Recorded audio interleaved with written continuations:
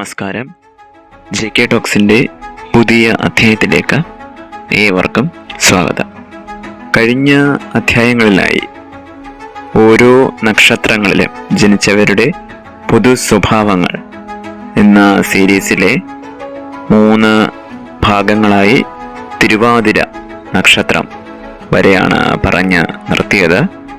അതിൻ്റെ തുടർച്ച എന്ന രീതിയിൽ ഈ അധ്യായത്തിൽ പുണർദം പൂയം നക്ഷത്രത്തിൽ ജനിച്ചവരുടെ പൊതു സ്വഭാവങ്ങൾ ആണ് വിവരിക്കുന്നത്. പുണർദം നക്ഷത്രത്തിൽ ജനിക്കുന്നവർ ദാനം ചെയ്യുന്നവരായും സൗമ്യശീലം ഉള്ളവരായും അറിയപ്പെടുന്നവരാണ്. എന്നാൽ ഇവർ സുഖിയായും ദുർബുദ്ധിയായും പിപാസ ഏറിയിരിക്കുന്നവരായും കാണപ്പെടുന്നു. അതുകൂടാതെ അല്പം കൊണ്ട് സന്തോഷിക്കുന്നവരായും വ്രതാനുഷ്ഠാനം ഉള്ളവരായും ഇത്തരം നക്ഷത്രക്കാർ കണ്ടുവരുന്നു. സ്വഭാവ ഗുണത്തിൽ ഇവർ മറ്റുള്ളവർക്ക് മാതൃകയാവാം. എന്നാൽ ഇവരിൽ പലപ്പോഴും സ്വഭാവ മാറ്റവും ഉണ്ടായേക്കാം. ആചാരമര്യാദകളെ കൈവിടാതെ സൂക്ഷിക്കുന്ന ഇക്കൂട്ടരിൽ ചിലർ ക്ഷിപ്രകോപികളായും കണ്ടുവരുന്നു. മനസ്സിന് ഇണങ്ങാത്ത വാക്കുകളോ പ്രവൃത്തികളോ ഇവരെ ദേഷ്യം പിടിപ്പിക്കുന്നു.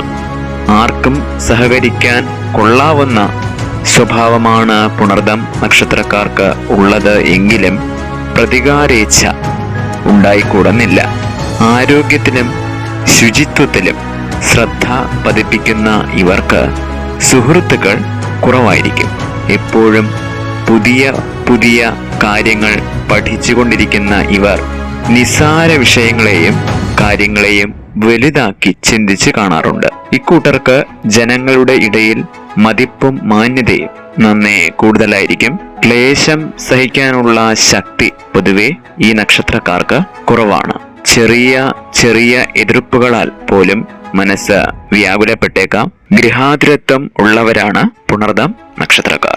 ഇവർ ബുദ്ധിമാന്മാരും കാര്യങ്ങളെ നല്ലവണ്ണം ഗ്രഹിക്കുന്നവരും ആണ്. ശരീരസുഖവും ഇന്ദ്രിയ സുഖവും കാക്ഷിക്കുന്ന ഇവർ ഒട്ടാകെ സ്വാർത്ഥരും നിർബന്ധ ബുദ്ധിക്കാരും ആണ്. പല വിഷയങ്ങളിലും ജ്ഞാനം സമ്പാദിക്കുമെങ്കിലും ഒന്നിലും ഉറച്ചു നിൽക്കുകയില്ല. എല്ലാവരോടും സഹകരിക്കുമെങ്കിലും വലിയ ആത്മാർത്ഥതയോ തായി ഭാവമോ കാണുകയില്ല. പുണർദം നക്ഷത്രക്കാരുടെ വിവാഹ ജീവിതം തികച്ചും തൃപ്തികരമായിരിക്കും എന്നും പറയാവുന്നതല്ല. ആദർശപരമായ ദാമ്പത്യ ജീവിതം മിക്കവാറും ഇവർക്ക് അന്യമാണ്. എന്തെന്നാൽ തങ്ങൾക്ക് അനുയോജ്യമായ സാമർഥ്യവിശേഷം ഇണകളിൽ കാണാൻ കഴിയാറില്ല.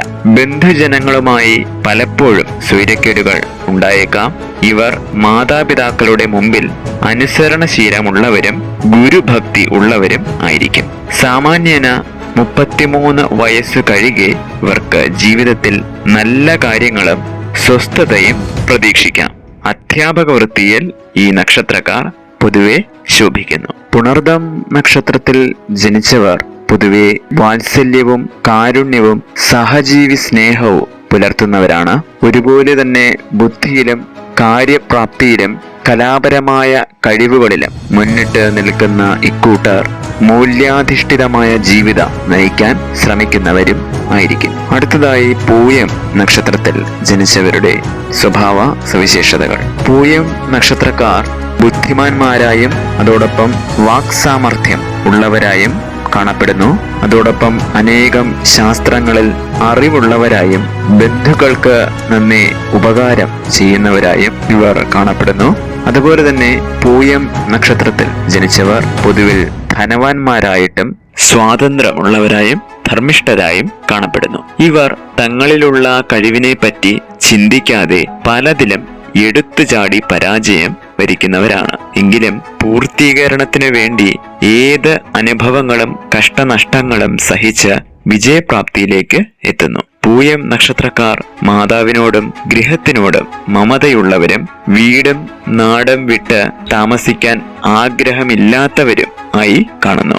ഏതു ബുദ്ധിമുട്ടുകളും സമർത്ഥതയോടെ കൈകാര്യം ചെയ്യുന്ന ഇക്കൂട്ടർ സ്നേഹിതർക്ക് നന്മ ചെയ്യുകയും ആളുകളോട് വാത്സല്യം പ്രകടിപ്പിക്കുകയും ചെയ്യുന്നു. എന്നാൽ ഈ നക്ഷത്രത്തിൽ ജനിച്ചവർ പൊതുവെ പഴയ കാര്യങ്ങളെ ഓർത്ത് ദുഃഖിക്കുന്ന ഒരു പ്രവണത കണ്ടുവരുന്നു. പഴയ കാര്യങ്ങളെ പുതിയ രീതിയിൽ അവതരിപ്പിക്കാനും മറ്റുള്ളവരെ അനുകരിക്കാനും ബിരുദുള്ളവരാണ് പൂയം നക്ഷത്രക്കാർ. ദയാശീലം, സഹൃദയത്വം തുടങ്ങിയ ഗുണങ്ങളോട് കൂടിയ പൂയക്കാർക്ക് അസാമാന്യ ഗ്രഹണപാടവം കാണപ്പെടുന്നു. മിതവ്യയവും സൂക്ഷ്മതയും ആത്മവിശ്വാസവുമുള്ള ഇവർ സൗന്ദര്യ ആരാധകരും നീതിയുടെയും സേവനത്തിന്റെയും പക്ഷത്ത് നിൽക്കുന്നവരും ആയിരിക്കും. ഇവരുടെ വിവാഹം അത്ര കണ്ട് തൃപ്തികരമായിരിക്കുകയില്ല. സ്വൈരത കുറഞ്ഞിരിക്കും. പങ്കാളികളിൽ ഒരു ആശങ്ക വെച്ചു പുലർത്തുന്നവരായിരിക്കും പൂയം നക്ഷത്രക്കാർ. അതുമൂലം പലപ്പോഴും കുടുംബ കലഹമോ അസമത്വങ്ങളോ വിവാഹ ജീവിതത്തിൽ ഉണ്ടായേക്കാം. ബാല്യകാലങ്ങളിൽ ഒട്ടാകെ ക്ലേശങ്ങൾ സഹിച്ചുകൊണ്ട് 33 വയസ്സിനകം ഗുണദോഷ സമ്മിശ്രമായ ജീവിതത്തിലൂടെ കടന്നു പോകുകയും എന്നാൽ അതിനുശേഷം അഭിവൃദ്ധി പ്രാപിക്കുകയും ചെയ്യുന്നു. ഇതോടുകൂടി ഈ അധ്യായം ഇവിടെ പൂർണ്ണമാകുന്നു. തുടർന്നു വരുന്ന അധ്യായങ്ങളിൽ ബാക്കി നക്ഷത്രത്തിൽ ഉള്ളവരുടെ സ്വഭാവ സവിശേഷതകൾ വിവരിക്കുന്നതാണ്. ഏവർക്കും നന്ദി, നമസ്കാരം.